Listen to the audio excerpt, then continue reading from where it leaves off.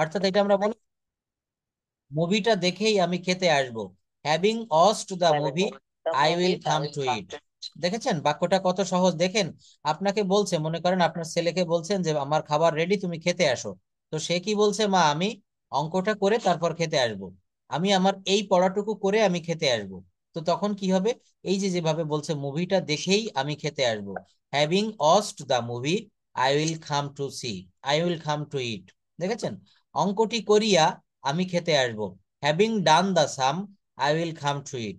তো এটার স্ট্রাকচারটা কি হবে, স্ট্রাকচারটা হবে হ্যাভিং বসবে প্রথমে, তারপরে ভার্বের ভি3 বা past participle form plus extension. এরপরের যে রুলটা, হাউ খাম, কি কারণে বা কিভাবে। যেমন কি কারণে তুমি এতটা হতাশ, how come you R so upset, কিভাবে তুমি এত বড় ভুলটি করলে, how come you made a great mistake, কি কারণে তুমি কোনো সিদ্ধান্তে আসতে পারো না, how come you can't make a decision. দেখেছেন, তাহলে এই বাক্যগুলা কিন্তু আমরা কি দিয়ে করব, হাউ কাম অর্থাৎ কি কারণে বা কিভাবে। কি কারণে তুমি বই পড়ো না, কি কারণে তুমি শুকিয়ে যাচ্ছ, কি কারণে তুমি ফেল করেছো। এইগুলা আমরা প্রতিনিয়ত বলি, কিন্তু এর বাংলাটা বলে যাই, এর ইংলিশটা কিভাবে বলতে হবে, আমার এই স্ট্রাকচার ব্যবহার করতে হবে, how come, here you can see, how come plus subject plus verb. খুবই সহজ, হাউ কামের পরে সাবজেক্ট ব্যবহার করতে হবে। এখানে আমরা প্র্যাকটিক্যালি দেখি, কি কারণে, এই যে জায়গাটা, ওকে, কি কারণে তুমি এতটা হতাশ, হাউ কাম, এরপরে সাবজেক্ট বসেছে ইউ, তারপরে ভার্ব বসেছে আর, তারপরে এক্সটেনশন সো আপসেট। অর্থাৎ প্রথমে হাউ কাম, তারপর সাবজেক্ট, তারপর ভার্ব। এখান থেকে আপনারা নতুন কোনো বাক্য তৈরি করতে হবে, এক একটা রুল আমি দিয়েছি স্ট্রাকচার, তার নিচেই ওই স্ট্রাকচার অনুসারে 3টা 4টা বা 5টা বাক্য দিয়েছি, কিন্তু আরো বাক্য নিজেদের করতে হবে। তাহলে কিন্তু আমাদের উপকারটা আমরা বুঝতে পারবো যে কিভাবে আমরা একটা বাক্য শেষ করে ওই ধরনের আরো বাক্য করব এই স্ট্রাকচার ঠিক রেখে। হাউ কাম দিয়ে আপনারা আরো বলতে পারবেন যে কি কারণে তুমি সেখানে গিয়েছিলে, কি কারণে তুমি এই মোবাইলটা কিনেছো। তাহলে এখানে আমরা সব জায়গায় এই ধরনের বাক্যে হাউ কাম ব্যবহার করব। তারপর দেখেন ইয়েট টু, আমরা প্রতিনিয়ত এটা ব্যবহার করি। ইয়েট টু এর অর্থ হচ্ছে কোনো কিছু করিনি, খাইনি, যাইনি, দেখিনি এমন বোঝাবে। আমি এখনো বিয়ে করিনি, কি হবে বলেন, আমি এখনো বিয়ে করিনি। পরের বাক্যটিতে রয়েছে, হ্যাঁ পরের বাক্যটিতে রয়েছে, হ্যাঁ পড়েন এগুলো পড়েন, আমি এখনো বিয়ে করিনি, কি হবে, I am yet to marry. তারপর কি হবে, আমি এখনো নামাজ পড়িনি, I am yet to say prayer. হুম, আমি এখনো তাকে টাকা দেয়নি, ইয়েস। তারপর আমি এখনো তাকে টাকা দেয়নি, মানি। তারপর আমি এখনো বাজারে পৌঁছাইনি, I am yet to reach the market. দেখেছেন, তাহলে এখনো আরো বলতে পারেন, আমি এখনো স্কুলে পৌঁছাইনি, আমি এখনো ঘুম পড়িনি। দেখেছেন, তাহলে নিজেরাই বললে কিন্তু এটা বেশি কাজে দিবে, নিজেদেরকে প্র্যাকটিস করতে হবে। হুম, এই বাক্যগুলা কিন্তু আমরা সব নিজেরা একটু প্র্যাকটিস করব, প্র্যাকটিস করলে কি হবে। হুম, দেখেন এখানে এইটা আপনারা একটু হোমওয়ার্ক নিবেন আজকে প্লিজ, এই বাক্যগুলা নিজেরা তৈরি করবেন। এখানে আমি 4টা বাক্য দিয়েছি, 4টে না 5টা, আপনারা আরো 5টা বাক্য করবেন। আমি মাত্র 10টা রুল আজকে দেখাবো, এই 10টি রুলের ভিতর থেকে 5টি করে বা 3টি করে বাক্য আপনারা নিজেরা করবে। যেমন এই যে ইয়ে টু দিয়ে এখানে যে 5টা বাক্য আছে, এই 5টা বাক্যের বাইরে আপনাকে আরো 5টি বা 3টি 4টি যে কয়টি পারা যায়, এটা একটু ফোনে রেকর্ড করবেন বা লিখবেন আমাকে পাঠাবেন, ইয়েট টু দিয়ে করবেন। পরের রুলটা হচ্ছে দেখেন হার্ডলি। এই হার্ডলি কথাটার ভিতরে একটি নেগেটিভ শব্দ বোঝা যায়, খুবই কম, কদাচিৎ বা প্রায়ই না। হার্ডলি বাংলা বাক্যে খুবই কম বা কদাচিৎ বা প্রায়ই না এই ধরনের শব্দ বা নেগেটিভ অর্থ প্রকাশ করলে আমরা হার্ডলি ব্যবহার করব। আমরা কি ব্যবহার করব, হার্ডলি ব্যবহার করব। হ্যাঁ, যেমন স্ট্রাকচার দেখতে পাচ্ছি, hardly sorry subject plus hardly, subject plus hardly plus verb plus object. কেমন দেখবো, আমি খুবই কম চা খাই, আমি খুবই কম চা খাই, yes I hardly take tea, I hardly take tea, tea, আমি খুবই কম চা খাই। তুমি তুমি আমাকে খুবই কম ভালোবাসো, ইউ হার্ডলি লাভ মি, আছে না? কেউ আপনাকে ভালোবাসছে না, তাকে আপনি বলছেন যে আম্মু তুমি তো আমাকে খুবই কম ভালোবাসো, ইউ হার্ডলি লাভ মি। ইদানিং তোমাকে দেখাই যায় না, ইউ হার্ডলি কি। এই বাক্যগুলো আপনারা তৈরি করবেন, এখানে প্র্যাকটিসের জন্য দেখেন কিছু কিছু বাক্য রেখেছি, এগুলো আপনারা নিজেরা। সেন্টেন্সটা শেষ করেন স্যার, ইদানিং তোমাকে দেখাই যায় না। ইউ হার্ডলি সি ইউ, বা see, you hardly saw you, বা ইউ হার্ডলি, এখানে কি দেওয়া যায় বলেন তো, দেখা ইংরেজি কি? Seen you. তারপর কি আছে? লাইকলি টু, সম্ভাবনা অর্থে আমরা লাইকলি ব্যবহার করব। যেমন হাফিজের এ প্লাস পাওয়ার সম্ভাবনা আছে, Hafiz is likely to get A plus. আজ বৃষ্টি হওয়ার সম্ভাবনা আছে, it is likely to rain today. তার তার স্কলারশিপ পাওয়ার সম্ভাবনা আছে, he is likely to get scholarship. আচ্ছা, এই বাক্যটাকে নেগেটিভ করতে পারবেন কে? যেমন তার স্কলারশিপ পাওয়ার সম্ভাবনা আছে, he is likely to get scholarship. যদি বলি তার he is scholarship, not likely to gate হ্যাঁ, স্কলারশিপ। অর্থাৎ এই অক্সিলারি ভার্ব থাকলে এরপরে নট বসাতে হবে। ফিরোজের রাঙামাটি যাওয়ার সম্ভাবনা ছিল, ফিরোজ অজ। স্যার এটা পাস্ট টেন্স, হ্যাঁ, যেহেতু ফিরোজ ছিল ওয়াজ লাইকলি টু সেটা গো এখানে পাস্ট রাঙামাটি। টেন্স হবে, Firoz was likely to go to Rangamati. তোমার চাকরি পাওয়ার সম্ভাবনা ছিল, you are likely to get the job. অর্থাৎ এখানে স্যার আমরা মানে এই রুল অনুযায়ী করলেও টেন্সটার দিকে খেয়াল রাখতে হবে, অবশ্যই কোন টেন্স যদি টেন্সে। এখানে যেমন দেখেন এই যে ফিরোজের এ প্লাস পাওয়ার সম্ভাবনা ছিল, তাহলে পাস্ট টেন্স অজ ব্যবহার করতে হবে। আর যদি হুম প্রেজেন্ট হুম। টেন্স হয় তাহলে ইজ ব্যবহার করতে হবে। অর্থাৎ শুধু যে এখানে যা লেখা আছে আপনি সেইভাবে প্র্যাকটিস করবেন, নো, আপনি এখানে টেন্স চেঞ্জ করতে ট্রান্সের খেয়াল পারবেন। রাখতে বিভিন্ন ভাবে চেঞ্জ করতে হবে, tense, modal, semi modal, verb change করে করে এইগুলা আপনাকে বাড়াতে হবে। এইগুলো কিন্তু বিভিন্ন ভাবে, ফিরোজের রাঙামাটি যাওয়ার সম্ভাবনা ছিল, এই তোমার কি চাকরি পাওয়ার সম্ভাবনা ছিল, এই যে তোমার চাকরি পাওয়ার সম্ভাবনা ছিল, you are likely to get the job. যদি হবে। বলা হয় তোমার সব চাকরি পাওয়ার সম্ভাবনা আছে, you are likely to get the job. অর্থাৎ এখানে টেন্স যদি পরিবর্তন হয়, ভার্বটাও কিন্তু পরিবর্তন হবে, এটা আমাদের মনে রাখতে হবে। তারপর দেখেন অ্যাজ অফেন অ্যাজ, যতবার ততবার। কোনো বাংলা বাক্যে যতবার বা ততবার থাকলে অ্যাজ অফেন অ্যাজ ব্যবহার করা হয়। সে যতবার বাজারে যায় ততবার চা খায়, he drinks T as often as he goes to market. এই দেখেন এখানে গোস কেন হলো, কারণ সে যতবার বাজারে যায় ততবার চা খায়, এই যে যায়। যোগ হয়েছে থার্ড পারসন সিঙ্গুলার হ্যাঁ নাম্বারের হ্যাঁ, জন্য। এইটা কিন্তু আমাদের মনে রাখতে হবে, এটা অনেক সময় আমাদের খেয়াল থাকে না যে এই বাক্যটা যেহেতু প্রেজেন্ট ইনডেফিনিট টেন্স এবং সাবজেক্ট এখানে থার্ড পারসন সিঙ্গুলার নাম্বার একজন, তাই কিন্তু এখানে গোজ হচ্ছে। সে যতবার বাজারে যায় ততবার চা খায়, he drinks T as often as he goes to market. দুইটা বাক্যকে দেখেন, he drinks T, he drinks টি এইটা একটা পার্ট, আর অ্যাজ অফেন অ্যাজ এইটা হচ্ছে আমার রুল অনুসারে এখানে সংযুক্ত করেছে, এটা কিন্তু কনজাংশনের ভূমিকায় রয়েছে এখানে। He drinks T as often as মানে যতবার, হি গোস টু মার্কেট। তুমি যতবার বাইরে যাও ততবার কাজের ক্ষতি হয়। কি বলা হচ্ছে? তুমি যতবার বাইরে যাও ততবার তোমার কাজের ক্ষতি হয়। এই যে জায়গাটা বললাম, কিভাবে বাক্য করব?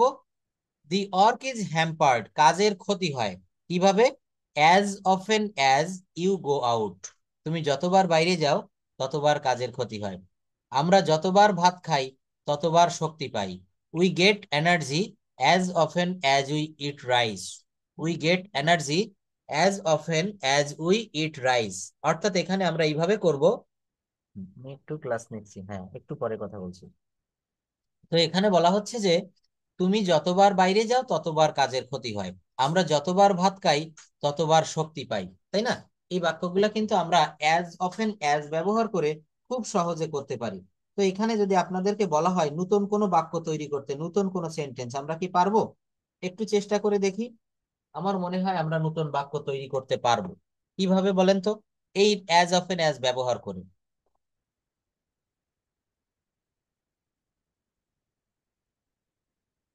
যেমন সে যতবার শহরে যায় ততবার সে বিরিয়ানি খায়। এই বাক্যটা কি হবে বলেন তো? সে যতবার বাজারে যায় ততবার চা খায়, এভাবে মিল রেখে সে যতবার বাজারে যায় ততবার সে বিরিয়ানি খায়, কি হবে? হি ইটস বিরিয়ানি বলতে হবে, he eats biryani as often as he goes to market. দেখেছেন? তাহলে এখানে এইভাবে আমাদেরকে বাক্য তৈরি করব। ইহাই উপযুক্ত সময়, ইট ইজ হাই টাইম আরেকটা রয়েছে ইট ইজ টাইম। তো ইট ইজ হাই টাইম, এটার অর্থ হচ্ছে ইহাই উপযুক্ত সময়। এই স্ট্রাকচারটি আমাদের খুব কাজে দিবে। দেখেন, ইট ইজ হাই টাইম, ইহাই বা এখনই উপযুক্ত সময়। কেমন? এটাই প্রস্তুতি গ্রহণের উপযুক্ত সময়। It is high time to take preparation. ইংরেজি শেখার এটাই উপযুক্ত সময়। It is high time to learn English. দেখেছেন, এইগুলো আমরা ইট ইজ হাই টাইম দিয়ে করব। তোমার কেরিয়ার গড়ার এখনই উপযুক্ত সময়, আমরা কাউকে বলি না? এটা ব্যবহার করে না, শুধু টাইম ব্যবহার করে। হ্যাঁ, এই জন্য তো টাইম। আমি বলেছি যে it is time and it is high time. তো বলা হচ্ছে এখনই সময় বা এখনই উপযুক্ত সময়, it is high time to build up your career.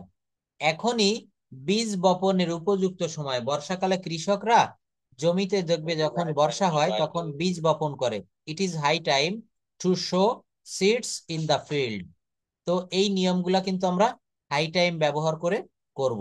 তো দেখেন, এর ভিতরে আমরা প্রেজেন্টেশনটা নিব এবং আমরা একটু রিডিং স্কিলটা জাজ করার জন্য আমরা এটা একটু প্র্যাকটিস করব। প্রথমে তাহমিনা আপা একটু পড়বেন। A journey by train I enjoyed. এই যে আমি মার্ক করেছি, এই জায়গাটা ইংলিশ পড়বো এবং তার বাংলা অর্থটা করে যাব।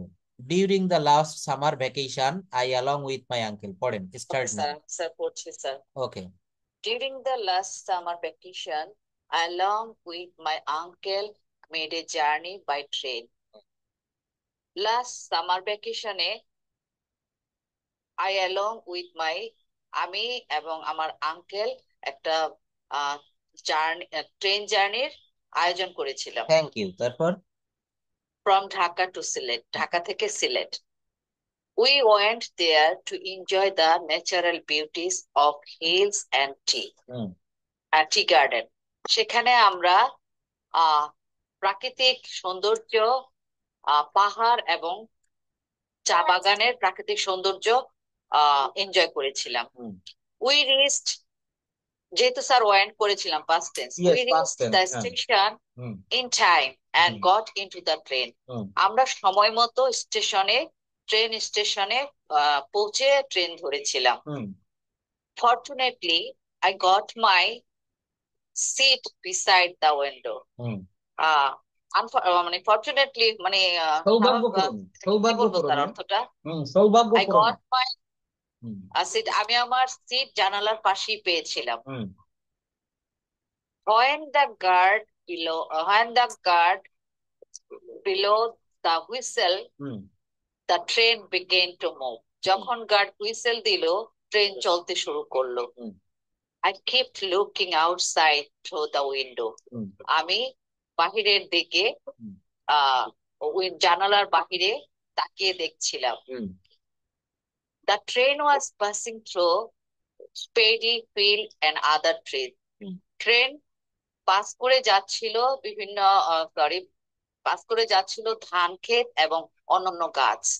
I enjoyed the natural beauty of the passing village so much that I can't express it in word. আমি প্রাকৃতিক সৌন্দর্য এবং গ্রামের প্রাকৃতিক সৌন্দর্যগুলো এমন ভাবে অনুভব করছিলাম যেটা আমি ভাষায় প্রকাশ করতে পারবো না। The green field, cows and the working of farmers in the field impressed me.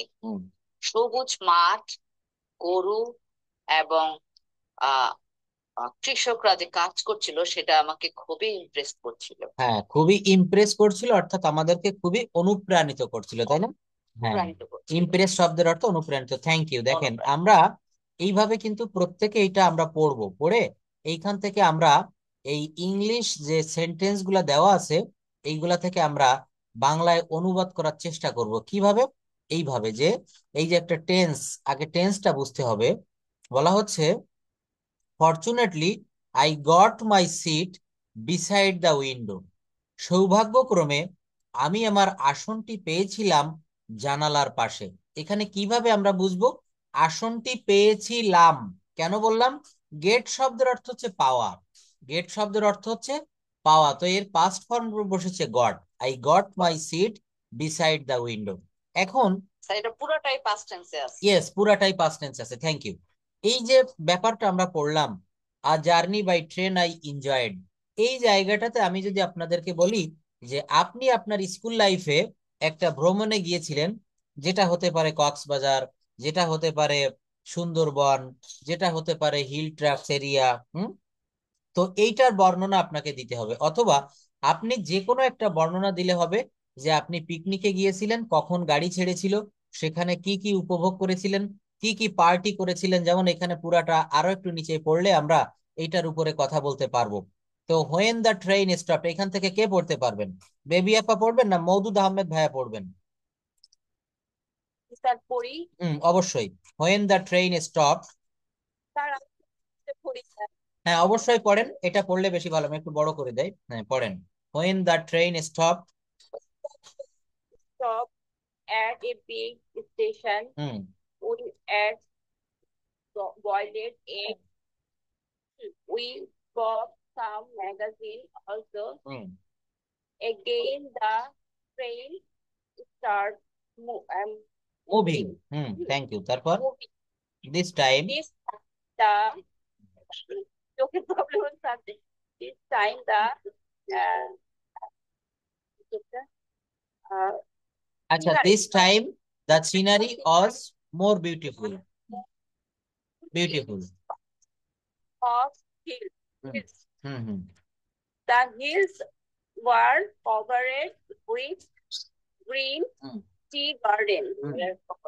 My joy now no knew bomb. Knew no bounds. হ্যাঁ, মাই জয়, আমার আনন্দ, নিউ নো বাউন্ডস, অর্থাৎ আনন্দের কোনো সীমা ছিল না। হুম Knew no bounds at the sick of and tea garden. Hmm Soon it become dark. Everything become my my station hmm. my station and also beautiful with the approaching evening.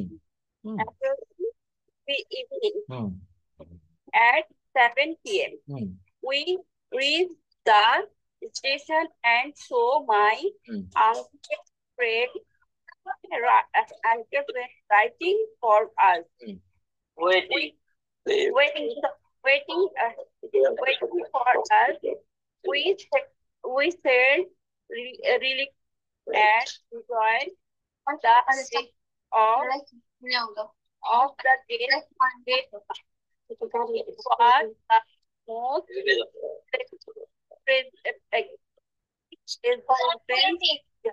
Please বাকিরা একটু mute করে রাখবেন। হ্যাঁ, পড়ার সময় অন্যদের যদি একটু শব্দ হয় এখানে, তাহলে সমস্যা হবে পরের পড়তে। তো আপা অনেক ভালো পড়েছেন। দেখেন, রিডিং স্কিলটা আমাদেরকে আরো বেশি ডেভেলপ করতে হবে। এইভাবে দেখে দেখে এইগুলো পড়তে হবে। মওদুদ ভাই একটু পড়তে পারবেন? বাংলা সহ পড়তে হবে। হোয়েন দ্য ট্রেন স্টপ, যখন ট্রেনটা থেমেছিল, এট আ বিগ স্টেশন, একটা বড় স্টেশনে, উই এট বয়েলড এগস, আমরা সিদ্ধ ডিম খেয়েছিলাম। আপনি এখান থেকে পড়েন, এই গ্রিন কালারের যেটা, এখান থেকে একটু পড়েন। The train. হ্যাঁ ইয়েস, হোয়েন থেকে। হ্যাঁ, when the train. Stopped at big station, যখন ট্রেনটি একটি বড় স্টেশনে থেমেছিল। হুম ওই ওই এট বয়েলেড এগস, আমরা সিদ্ধ ডিম খেয়েছিলাম। হুম ওই বট সাম ম্যাগাজিন অলসো, আমরা কিছু ম্যাগাজিনও কিনেছিলাম। ইয়েস, ম্যাগাজিন শব্দের অর্থ হচ্ছে পত্রিকা, আমরা কিছু পত্রিকা কিনেছিলাম। পত্রিকাও কিনেছিলাম। Yes, again. Again the train start moving, পুনরায় ট্রেন চলা শুরু করেছিল। ঠিক আছে। This time the scenery was more beautiful. ওই সময়ের সিনারি আরো সুন্দর ছিল। It passed thought hills, through hills, পাহাড়ের ভিতর দিয়ে অতিক্রম করছিল। The hills were covered with green tea garden, পাহাড়টি সবুজ চা বাগানে ঢাকা ছিল। My joy knew to bounce at the sight of hill, আমার আনন্দ সীমার বাইরে ছিল। of hills and tea garden. Soon it became drunkard. Sorry, drunkardটা অর্থটা আমি কোনটা জানো? ও দেখেন না, soon sorry soon it became darker, খুব দ্রুত অন্ধকার হয়ে গিয়েছিল বা অন্ধকার নেমে এসেছিল। ডার্ক থেকে এসেছিল, শীঘ্রই অন্ধকার হচ্ছিল। Evening became mysterious and also beautiful. Mysterious, mysterious মানে রহস্যময়, বিকেম মিস্টেরিয়াস। বিকালটা রহস্যময় হচ্ছিল and also beautiful, এবং ও সুন্দর হচ্ছিল। With the approaching evening, যখন সন্ধ্যা ইভিনিং বিকাল কাছাকাছি হচ্ছিল, at 7 p.m. we reached the station. 7টায় আমরা স্টেশনে পৌঁছেছিলাম। and saw my uncle friends, এবং আমার আঙ্কেলের ফ্রেন্ডদের দেখেছিলাম waiting for us, আমাদের জন্য অপেক্ষা করছিল। we felt relieved, আমরা স্বস্তি বোধ করছিলাম। and enjoy the rest of the day very much, আমরা দিনের রেস্টের জন্য খুব উপভোগ করছিলাম। It was the most pleasant journey in my life, এটা আমার জীবনের আনন্দময় জার্নি ছিল। I will remember the journey forever, আমি সবসময় এই জার্নিটা মনে রাখবো। Thank you. I will remember the journey, আমি এই ভ্রমণটার কথা স্মরণে রাখবো ফর এভার, চিরদিনের জন্য। ফর এভার মানে চিরতরে বা চিরদিনের। এইবার দেখেন এখানে আপনাদের যদি কিছু কোশ্চেন করি, did you ever go on a journey by train? তুমি কি কখনো একটা বা আপনি কি কখনো একটা ট্রেন ভ্রমণে গিয়েছেন? হোয়েন ডিড ইউ গো, কখন আপনি গিয়েছিলেন? What was the occasion? Describe the journey. How much did you enjoy it? এই যে প্রশ্নগুলা, এইগুলা কি উত্তর দিতে আমরা পারবো নিজেরা? আপনি মনে করেন গত মাসে বা গত বছর বা গত সপ্তাহে যে কোনো একটা, পারবো কিছু হয়তো গ্রামাটিক্যালি মিস্টেক হইতে পারে। হ্যাঁ, তো আগে তাহমিনা আপা একটু চেষ্টা করবে, উনি কথা বলবে, তারপর আমরা সবাই ধীরে ধীরে এক একটু করে বলার চেষ্টা করব। দেখেন এখানে আস্কিং কোয়েশ্চেন প্যারাগ্রাফ, এই যে কোয়েশ্চেন গুলো আছে না, এইগুলোর কিন্তু উত্তর দিলেই অ্যান্সারিং কোয়েশ্চেন, অর্থাৎ এইগুলো উত্তর দিয়েই কিন্তু এই প্রেজেন্টেশনটা আমরা করতে পারবো। Did you ever go on a journey by train, অর্থাৎ একটা প্রশ্ন থেকে আপনাকে 3টা 4টা লাইন, অর্থাৎ একটু ডিটেলসে বললেই কিন্তু একটা প্যারাগ্রাফ হয়ে যায়। 5টা প্রশ্ন আছে এখানে, এই প্রশ্নগুলোর উত্তর একটু একটু বড় বড় করে দিলে। প্রথম প্রশ্নের উত্তরটা দিন। অবশ্যই অবশ্যই, থ্যাংক ইউ। আপনি এ এবং বি দুইটা বলবেন, এ এবং B. I want to a journey by train last 2018 and went to Rajshahi. From where, কোথা থেকে গিয়েছিলেন? From where? Rajshahi from Dhaka. Sorry, ওইভাবে বলি তাহলে। Went to Rajshahi from Dhaka to Rajshahi. Not okay. Then sir, again sir, answer টা করি। Yes, I went to journey by train 2018 Dhaka to Rajshahi, from Dhaka to Rajshahi. আমি যদি বলি with whom did you go, কার সঙ্গে আপনি গিয়েছিলেন? Who was with you? I went with my husband, friends or family, all together. Okay, thank you. I think your journey was memorable. Yes, the journey is so memorable and we are enjoy a lot. We enjoyed a lot. Thank you. দেখেন তাহলে এই যে প্রশ্নটা, এর উত্তরটা কিন্তু আমরা পেয়ে গিয়েছি। এর পরের প্রশ্ন যদি বলা হয় হোয়াট ওয়াজ দ্য ওকেশন, কি বলা হবে তাহলে? কি উপলক্ষে আপনি গিয়েছিলেন? স্যার আমার জার্নিটা ওকেশনের ছিল না, তাহলে এখানে যে কোনো একটা অকেশন বলতে হবে, যে সিস্টার্স ম্যারেজ সেরিমনি অথবা birthday party. This what was the occasion? Okay, this it was a occasion of our kids school and college is closed. That's why we arrange the journey. Thank you. এটা you Journey can and say enjoy.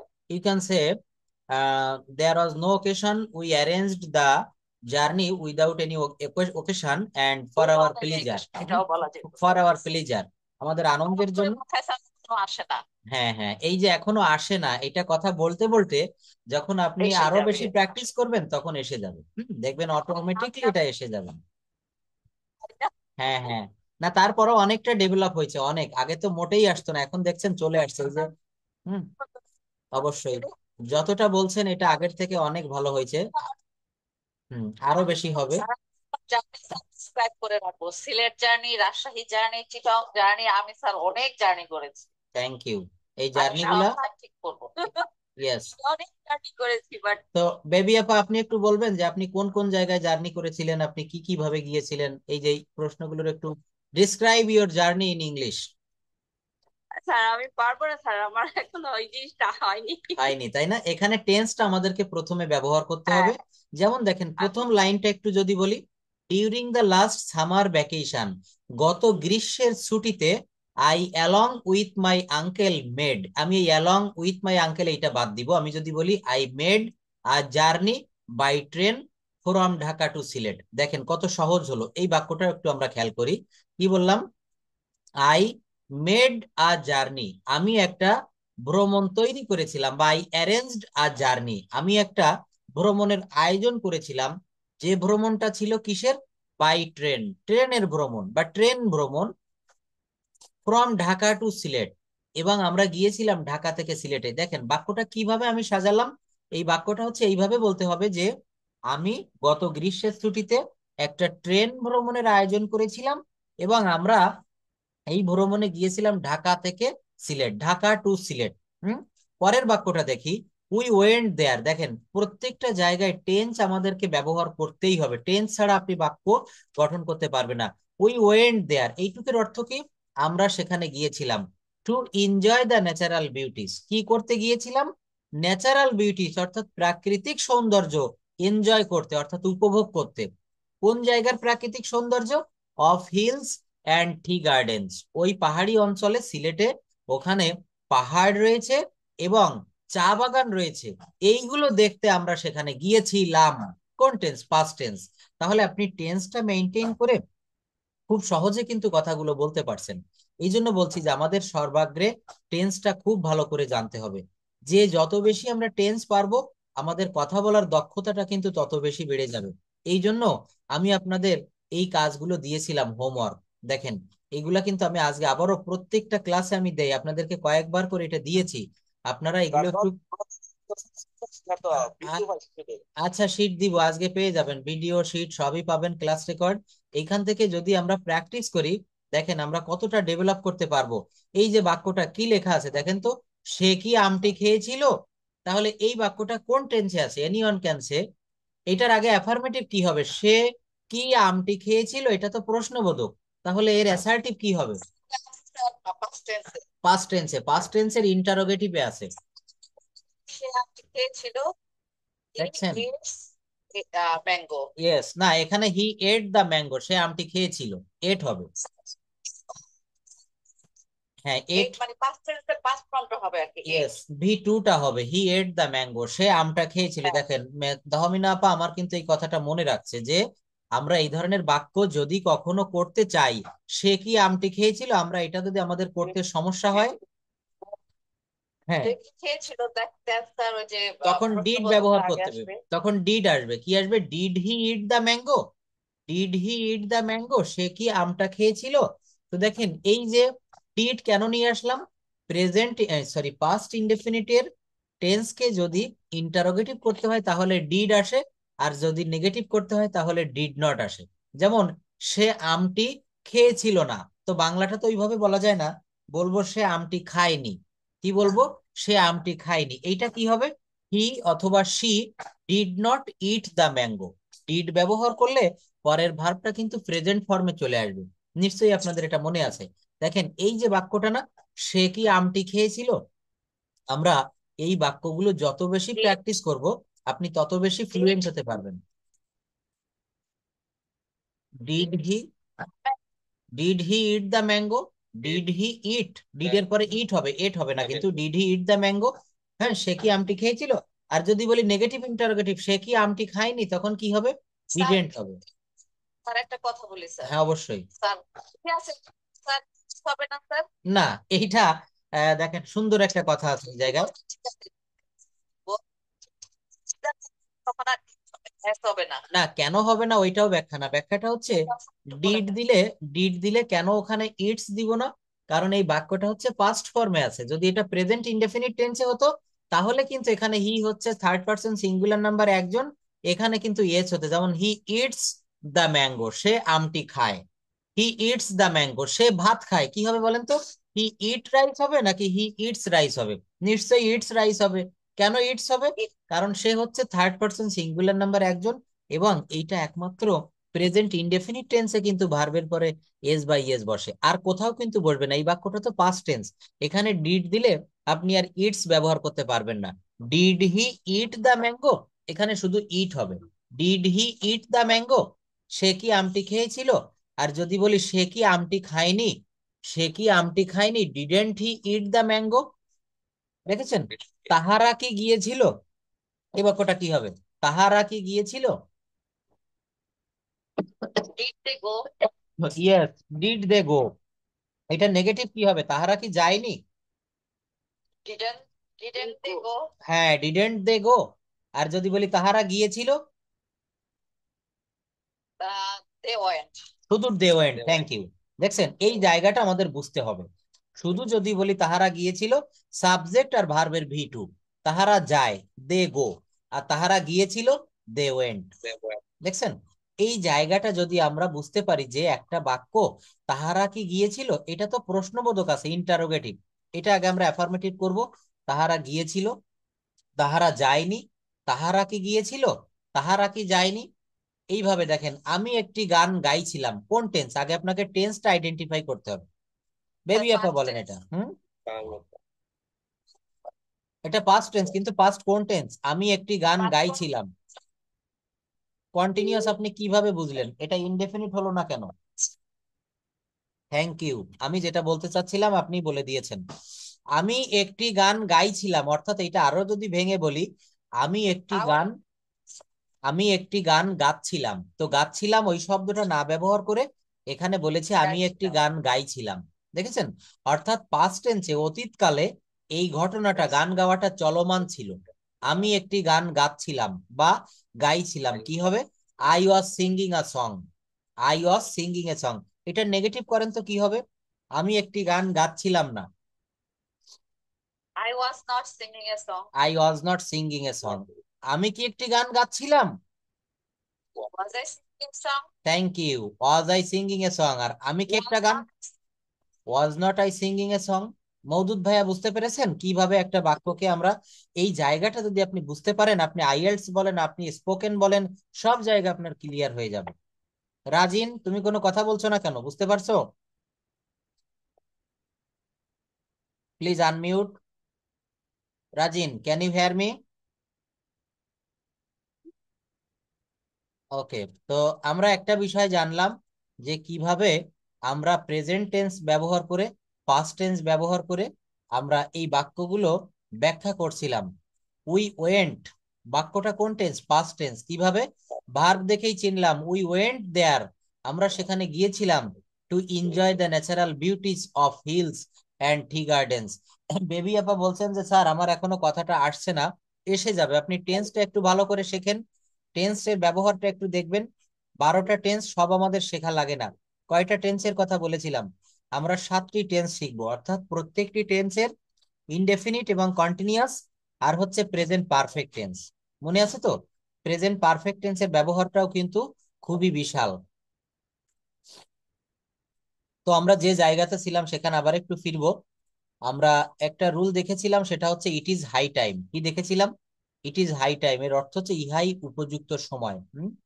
এটাই প্রস্তুতি গ্রহণের উপযুক্ত সময়, এটাই ইংরেজি শেখার উপযুক্ত সময়। এগুলা কিন্তু আমরা ইট ইজ হাই টাইম ব্যবহার করে করব, তাই না? তারপরে যেটা দেখবো সেটা হচ্ছে এতই যে, আমরা বলি না যে সে এত দুর্বল যে এখন হাঁটতে পারছে না, চাইনিজ ভাষা এত কঠিন যে আমি পড়তে পারছি না। জাফর এত মোটা যে সে দৌড়াতে পারে না। এই ধরনের স্ট্রাকচার আমরা সো দ্যাট ব্যবহার করে করব। কি ব্যবহার করব বলেন? So that. দেখেন এখানে আমি যে রুলগুলা সংযোজন করেছি, এই 100+ রুল, এগুলা যদি আপনারা প্র্যাকটিস করতে পারেন, আমাদের সারাদিনের যে কথাগুলো বলা লাগে প্রত্যেকটা কথা এই রুলের ভিতরে চলে আসবে। একটু খেয়াল করে দেখবেন। আমাদের কিন্তু এই কথাগুলো প্রায় বলা লাগে যে আমি ইংরেজিতে এতই দুর্বল যে পরীক্ষায় পাশ করতে পারি না। কি হবে? I am so weak in English that I can not pass in exam. I am so weak, I am so weak in English that I can't pass in the exam. Chinese ভাষা এতই কঠিন যে আমরা পড়তেই পারি না। Chinese language is so hard that we can't read. Zafar এতই মোটা যে সে দৌড়াতে পারে না। Zafar is so fat that he can not run. তাহলে এই যে দেখেন, এইগুলো আপনারা আমার সঙ্গে সঙ্গে পড়ছেন, কতটা কাজ হচ্ছে এটা আপনারা পরে বুঝতে পারবেন। এই যে আজকে যে কয়েকটা রুল করাবো, এই রুলগুলো আপনারা একটু খাতায় লিখবেন অথবা ফোনে রেকর্ড করবেন, নিজে কথা বলে নিজে রেকর্ড করবেন। এতে কি হয় জানেন? নিজের ভুলগুলা কিন্তু নিজে নিজে ধরা পড়ে। নিজের ভুলগুলা নিজে ধরা পড়ে। আমরা যদি এখন ডেইলি অ্যাক্টিভিটিজ এর উপরে কথা বলতে বলি, তাহমিনা আপা একটু বলতে পারবেন যে ডেইলি অ্যাক্টিভিটিজ, আমরা তো রেগুলার এটার উপরে কথা বলি, সবাই একটু শুনবেন প্লিজ। অর্থাৎ সকাল থেকে আমরা সন্ধ্যা পর্যন্ত কি কি করি, রাত পর্যন্ত, একটু সংক্ষেপে আমরা বলবো। সবাই এখানে কথা বলার চেষ্টা করবো। এখানে আমরা সবাই নিজেরা, এখানে আমাদেরকে কথা বলতে হবে। কথা বলার প্র্যাকটিস এই জায়গাতে না করলে, আপনি ভাইবা বোর্ডে এখানে অনেকে আইএলটিএস দিতে যাচ্ছেন, ফরেন কান্ট্রিতে যাওয়ার চেষ্টা করছেন, অনেকে আছেন তার অফিসে প্রমোশন পাওয়ার চেষ্টা করছেন, কিন্তু আপনি ইংলিশ না বলতে পারলে তো হবে না। ইংলিশ ল্যাঙ্গুয়েজে 4টা স্কিলের ভিতরে সব থেকে মোস্ট ইম্পর্ট্যান্ট স্কিল হচ্ছে স্পিকিং স্কিল। অর্থাৎ আপনি ইংরেজি কতটা জানেন এটা প্রমাণিত হবে আপনার কথা বলা দেখে। তো আমাদেরকে কথা বলতে হবে। ডেইলি অ্যাক্টিভিটিজ আমরা কে কে পারবো? আসসালামু আলাইকুম, this is Tahmina Yasmin. At first I would like to thanks to my honorable moderator sir for giving me a chance to say something in front of you. এইভাবে বলে আমরা কথাটা বলবো। সবাই আপা বলছে, একটু আমরা শুনবো। এরপর বেবি আপা আপনিও একটু বলবেন। ডেইলি অ্যাক্টিভিটিস না দিয়ে আমরা বিভিন্ন বিষয় কিন্তু এখানে নিয়ে আসবো। দেখেন এক এক দিন কিন্তু আমরা এক একটা বিষয়ের উপর কথা বলি। এখানে আপনাদের জন্য প্রেজেন্টেশন নিয়ে আসতে চেয়েছিলাম, সেটা ছিল আ পিকনিক আই এনজয়েড, এটা তো হয়ে গিয়েছে। এরপরে দিতে চাচ্ছিলাম আজকে reading news paper, the importance of reading news paper. এই দেখেন importance of reading news paper, এইটা নিয়ে একটু বলেন আপা, তাহলে বেশি ভালো হবে। What do you know by reading news paper? সংবাদপত্র পড়া বলতে আপনি কি বুঝান? Why do people read news paper? কেন জনগণে সংবাদপত্র পড়ে? লোকেরা কেন সংবাদপত্র পড়ে? এগুলো নিয়ে একটু কথা বলবো। স্টার্ট নাও প্লিজ, সবাই শুনবেন ভালো করে।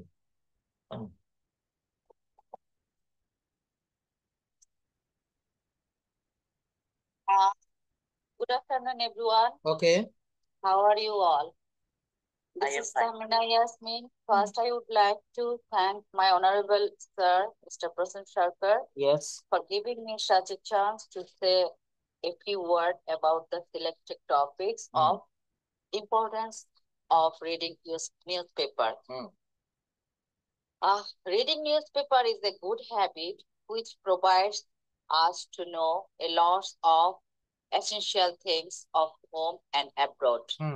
People read them for both pleasure and information. A politician can learn about political situation, an economist and a businessman can be aware of the economics and business information. Sir আমি কি আপনার এটা দেখে পড়বো নাকি আমার নিজের মতো করে বলবো? আপনার নিজেরটা বলবেন। ও sir, reading newspaper is a good habit for everyone. We know we all newspaper reading every day, have a one newspaper for all of the world news here with our country also. Newspaper reading them for both pleasure of information. A politician can read for their politics situation, businessmen can read for their business information, and all of people read This is one kind of habituate, and other things is they know everything for world and international কি বলবো sir, মাথার মধ্যে আসে না শব্দ।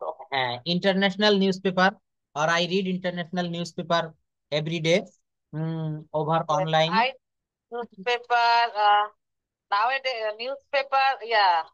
We when you read newspaper, we know everything for our daily change, like weather, like price hike, like international any news. তার মাথায় আসতেছে না। থ্যাংক ইউ, যতটুক বলেছেন অনেক ভালো বলেছেন। নিউজপেপার পড়লে আমাদের কি উপকার হয়? নিউজপেপারের মাধ্যমে what are the dark backs বা drawbacks of newspaper, how does it helps us, how does newspaper help the people of different stages, why do people read newspaper, লোকজন কেন সংবাদপত্র পড়ে? মওদুদ ভাই একটু বলেন যে why do people read newspaper, আমরা সংবাদপত্র কেন পড়ি, what's the reason? ওয়ালাইকুম সালাম। Thank you for everyone for giving me a chance, give me as opportunity. There's something about the selected topic, importance of reading newspaper. Newspaper is called the storehouse of knowledge. People usually read newspaper to know the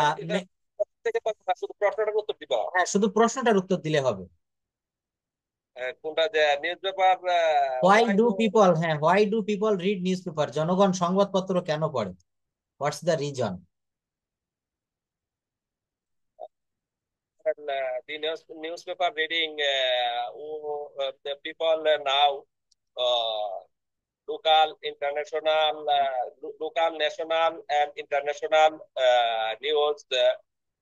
Politician who now about political and businessmen who now about economic crisis. Economically crisis. Sportsmen who now about sports and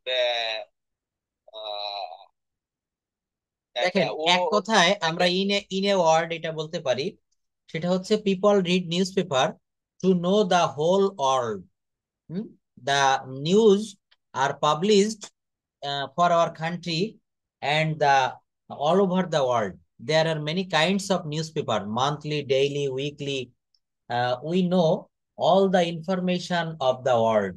একটা নিউজপেপারের ভিতরে শুধু দেশের খবর থাকে না, সারা বিশ্বের সংবাদ থাকে। এখানে যারা খেলাধুলার সংবাদ ভালোবাসে তাদের জন্য কিন্তু খেলাধুলার সংবাদটা ওর ভিতরে থাকে। যারা রাজনৈতিক সংবাদ ভালোবাসে তাদের জন্য রাজনৈতিক সংবাদ নিউজপেপারে থাকে। যারা বিনোদন দেখতে ভালোবাসে তাদের বিনোদনের একটা পেজ থাকে, প্রথম আলো, যুগান্তর, জনকণ্ঠ, ডেইলি স্টার, দেখবেন এই সংবাদপত্রগুলা। আমি যদি বলি do you read newspaper daily, আপনি কি নিয়মিত সংবাদপত্র পড়েন, কি বলবেন? Do you read newspaper daily? I do. Yes, I read. Yes, every day. And now so many things about my local area and my all country-wide and worldwide where any crisis now Pakistan and India between fighting situation. That's all about now on newspaper. Okay, thank you. I am to read newspaper daily. দেখেন, এই যে জায়গাটা না, আমাকে নিয়মিত সংবাদপত্র পড়তে হয়, অর্থাৎ এখানে আমরা এই যে রুলগুলা ব্যবহার করব এগুলোকে বলা হয়েছে সেমি মডেল অক্সিলারি ভার্বস। এই যে শিটটা আপনাদেরকে দিচ্ছি আজকে, এটা দেখবেন, পাশাপাশি এই মডেল এবং সেমি মডেলটাও আমাদেরকে লাগবে। যেমন যদি বলা হয় আমাকে সংবাদপত্র পড়তে হয়, আমাকে কাজটি করতে হয়, আমাকে খেতে হয়, আমাকে যেতে হয়, তাই না? am to is to are to এর ব্যবহার। আমরা যদি অতীতকালে কোনো কথা, অতীতের নিয়মিত অভ্যাস বোঝাতে চাই, সেখানে ইউজ টু ব্যবহার করা হয়। অর্থাৎ আমাদের এই যে স্পোকেন ইংলিশের জন্য যেতে হয়, খেতে হয়, বা যেতে অভ্যস্ত, খেতে অভ্যস্ত নই, আমরা কিন্তু কথা বলতে গেলে আমরা শুধু টেন্স ব্যবহার করে কোনো সব কথা বলতে পারি না।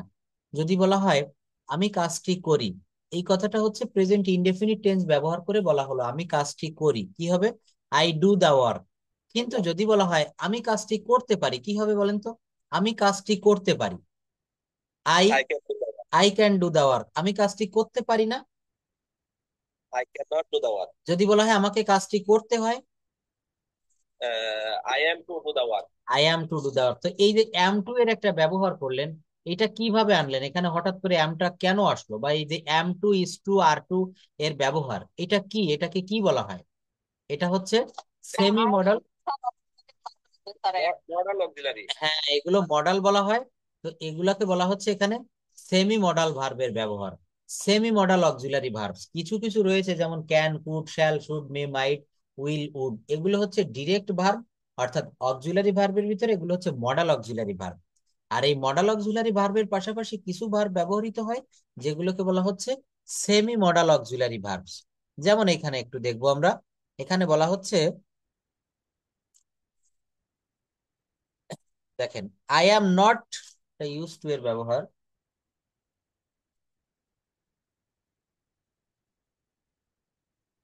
এই যে সেমি মডালের জায়গাটা দেখেন, নিড টু। নিড টু এর একটা ব্যবহার। সেমি মডাল অক্সিলারি ভার্বস বা কোয়াজি মডাল ভার্বস এমন কিছু ভার্ব যেগুলা মডাল অক্সিলারি ভার্বের মতো আচরণ করে, তবে কিছু কিছু ক্ষেত্রে সাধারণ ভার্বের বৈশিষ্ট্যও ধারণ করে।